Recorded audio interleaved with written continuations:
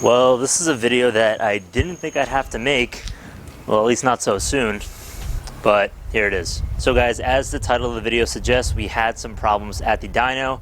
I'll let the following footage kind of speak for itself. Alright guys, so we are here at V10 Racing. We're going to get a little bit of a tune done. So if you guys saw in the last couple clips, we had the Perrin turbo inlet installed. This is a couple weeks later, so this is kind of why I'm like kind of introing this again. So we had an issue with the fitment of the Perrin turbo inlet. The way we cut it was not optimal.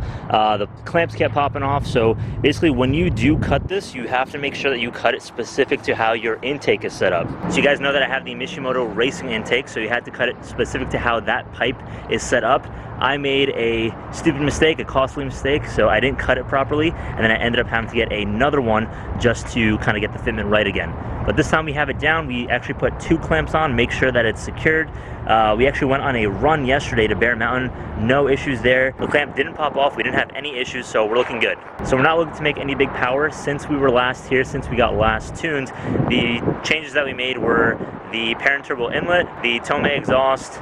We added a washer onto our TurboXS hybrid blow-off valve. I don't know if that's going to make any difference, but I figured I'd mention it. And we actually took off the dust filter netting, whatever you want to call it, on the actual filter of the Mishimoto intake. So we're going to see how it runs. We're about to get some dyno pulls in, and I'll catch you guys in a bit.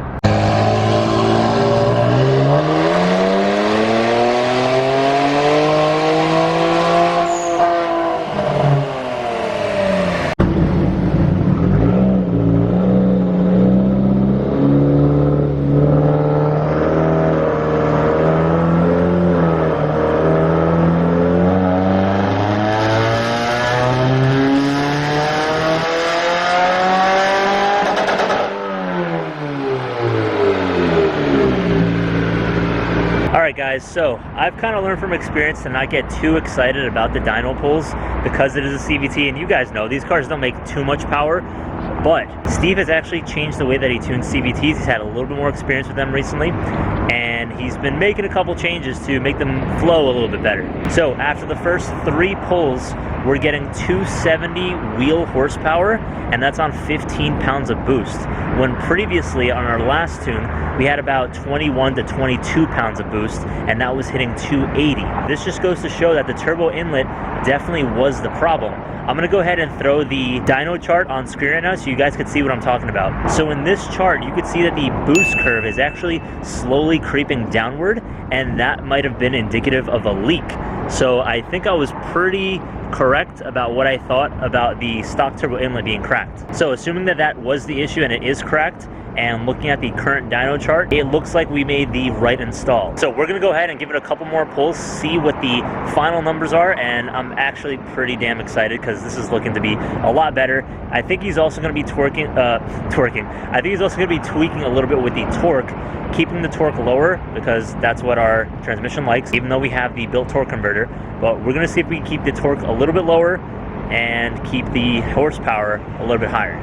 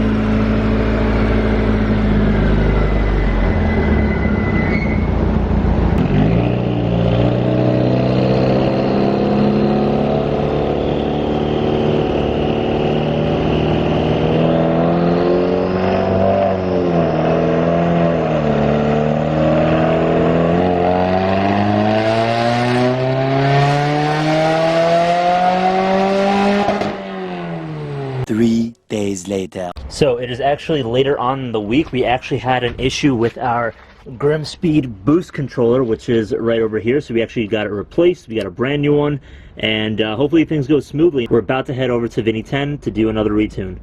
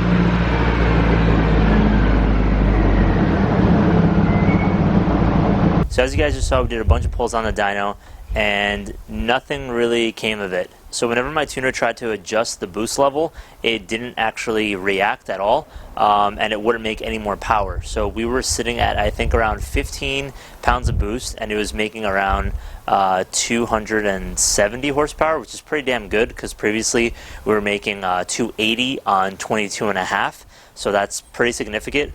Torque was much lower though. Torque was around 250 when on 15 pounds of boost, and normally on 22.5 it was around 316, I believe.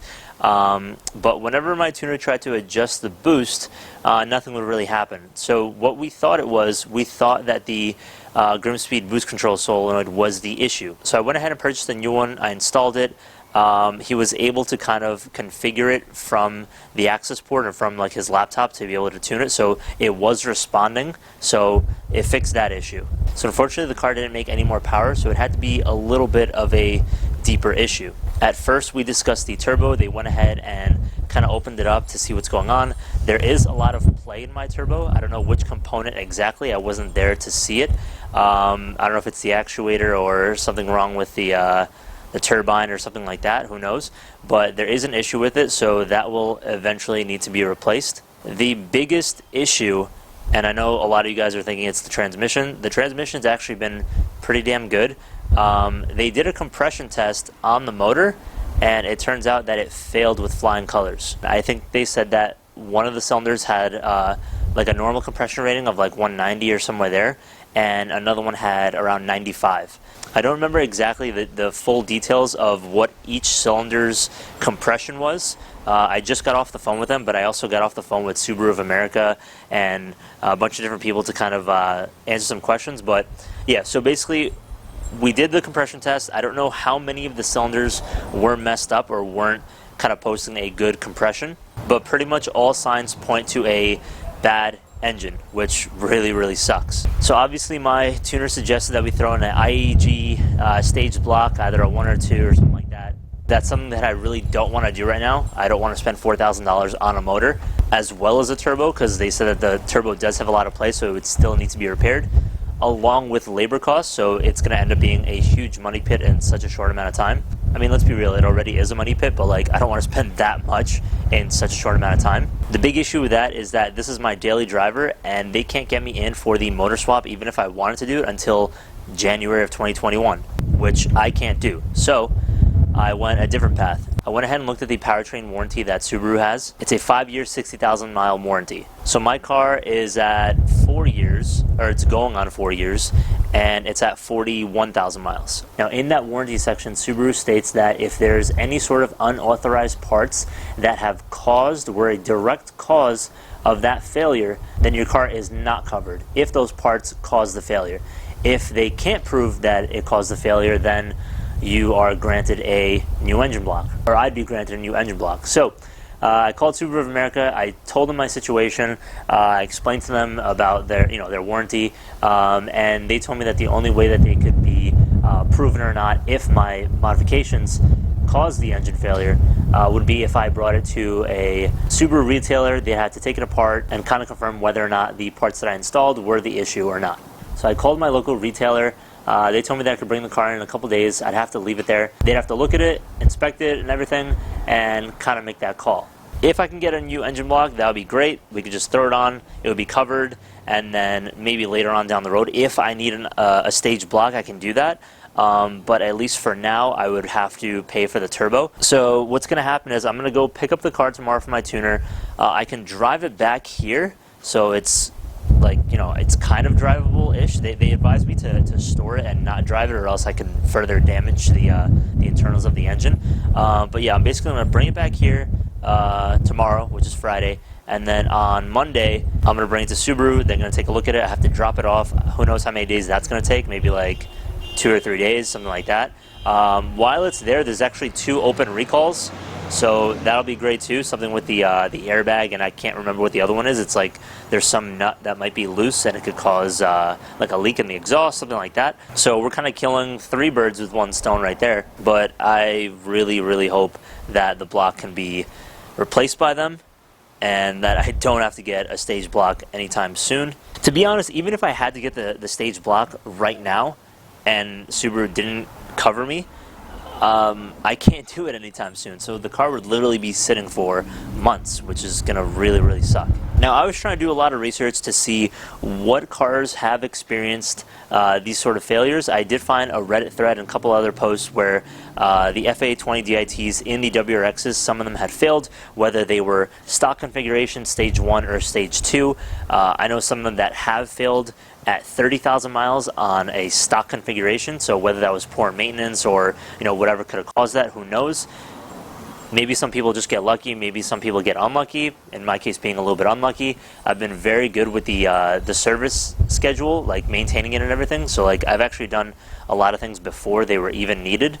The only thing I could think of that might have kind of caused this catastrophe at the beginning was my original tuner, not my current tuner. My original tuner had the car running like crap. The dam would hit very, very low numbers, very, very much below 1. I think the lowest I've ever seen was like 0.3 or 0.4, maybe even 0.2 on some occasions.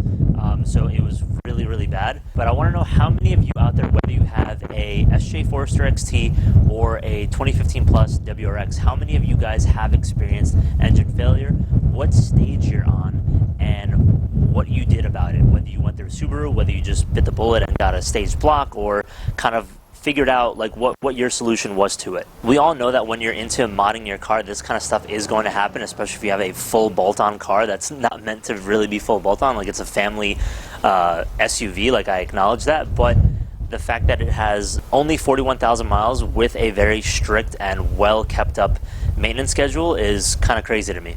But again, this stuff is going to happen when you're modding your car. I really thought the first thing that would go would be the transmission. Who knows, maybe next week or in a couple days the transmission might go. But you never know. So one thing I do know that I'm going to be doing when the car is back and running, whether it's with a stage block or an OEM block, I'm definitely going to be throwing in my Mishimoto thermostat for the coolant to keep the temperatures cooler. Who knows, maybe that could prolong the life of the engine as well.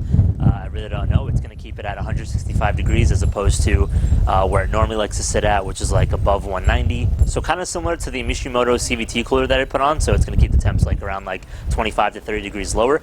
But again, that's like very minute compared to like actually doing your maintenance and not beating on the car and things like that.